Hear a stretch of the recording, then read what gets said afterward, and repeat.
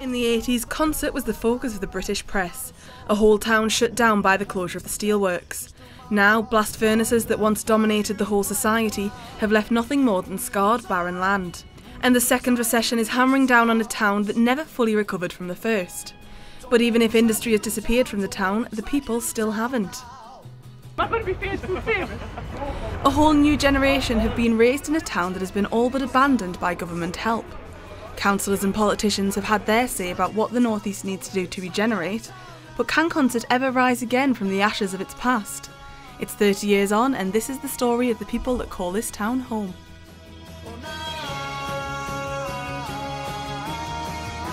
It's definitely not glamorous, that's for sure. Not glamorous at all. It's solid. It's just solid. For the amount of times I was really close when I was 16 at being signed, and then since then the recession hit, the economic problems have hit, and people just don't want to take a chance anymore on somebody who is still not as well known as like I want to be. If I had 3 billion hits on YouTube, then they'd sign us straight away, but because I'm not that popular, they don't.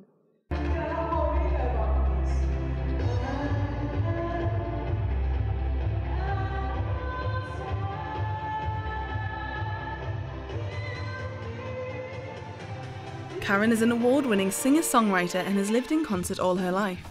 Accompanied by friends from home, she is currently preparing for an important performance in Sheffield City Hall.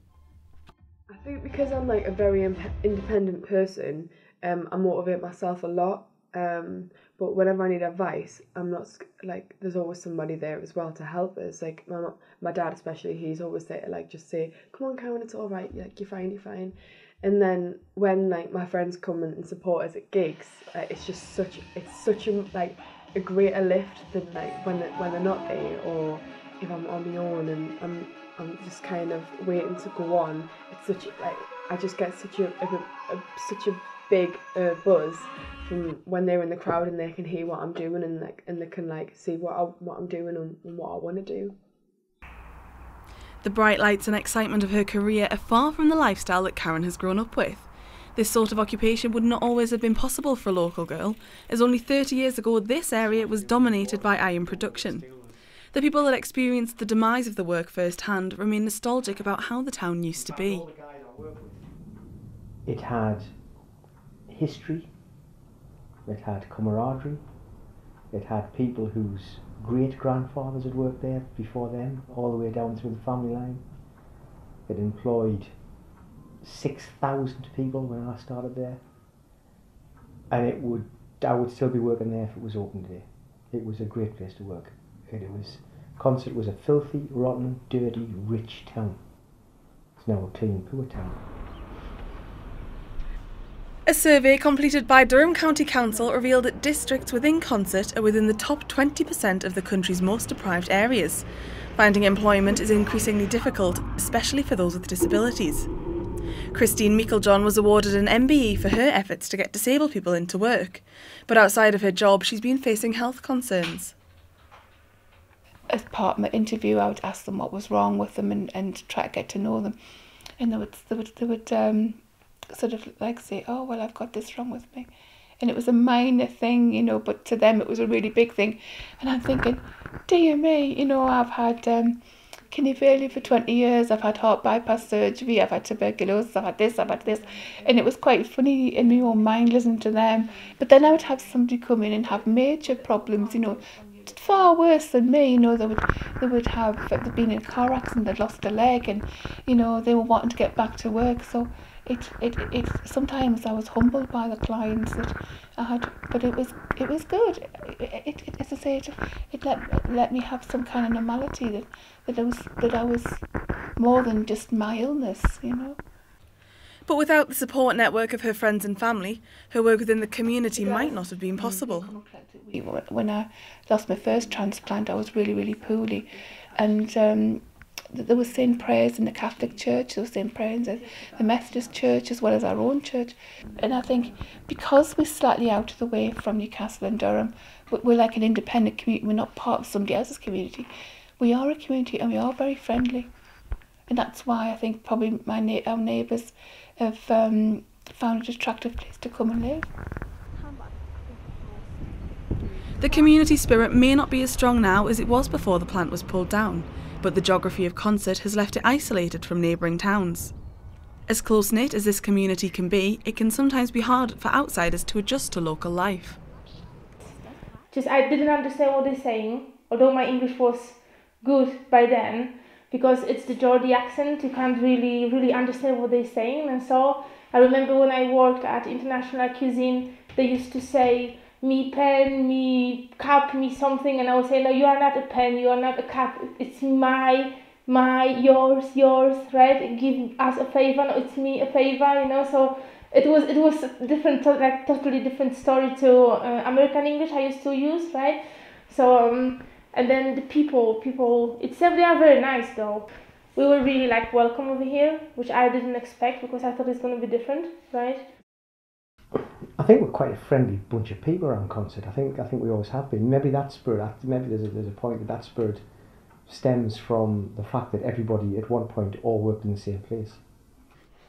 Immigration has always played a part in the workforce of the area. Founded by Swedish swordmakers and home to hundreds of Irish when the steelworks opened, Camilla found that people have not only been friendly but have encouraged her to pursue her dream of selling her handmade angels. And so I went there with one of the angels I had, and I gave it to the lady, and then she said, so why do you sell them somewhere? I said, no, because I don't know where and how to actually get into like business like that, right? And the next day she came over here with a list, with a really long list of the fairs that they actually every single year they open and everything. And she said, like, you know what, because there are a lot of like Christmas fairs coming up right now, and then you should go and try. And I was like thinking, because I always dreamed about going to Christmas fair, and it's still there, and maybe this year I will manage to do that.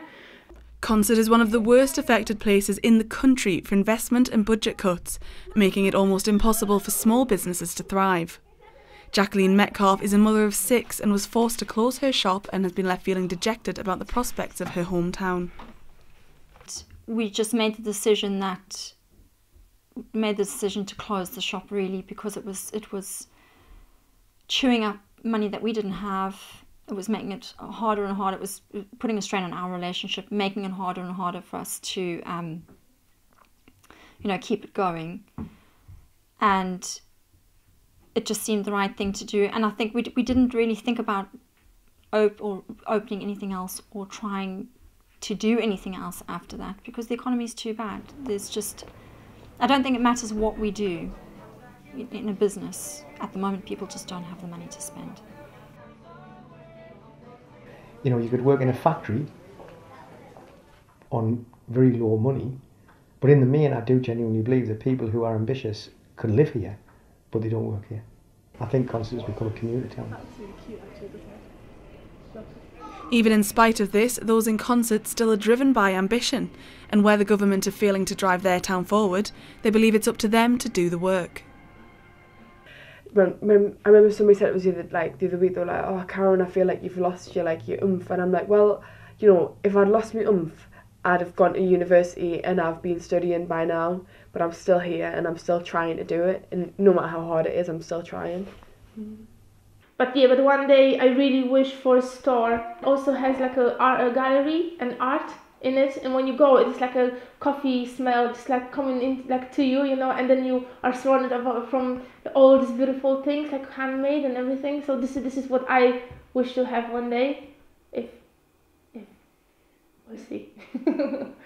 And just keep going, and every time you get knocked down or something happens and you run a business and it closes and it breaks your heart, or you know, for whatever reason, just always keep looking for other ways to move forward. So, you know, it's not necessarily about making stuff or being creative in that way, but having creative ideas and knowing, you know, that there's always a way of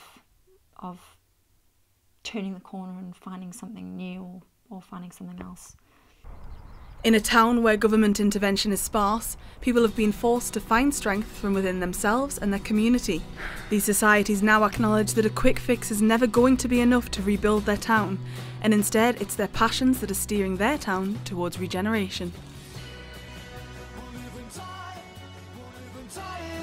doubts. Don't let it drag you down, don't let it drag you down now. Dirty dishes from a TV mill that went cold from the wind through a smashed up window. You can't go out if anybody calls you, cause you can't have a bath when there's no hot water. And your friends are out on the town again, and you ask yourself if it'll ever end. And it's all too much for your head to take. Just a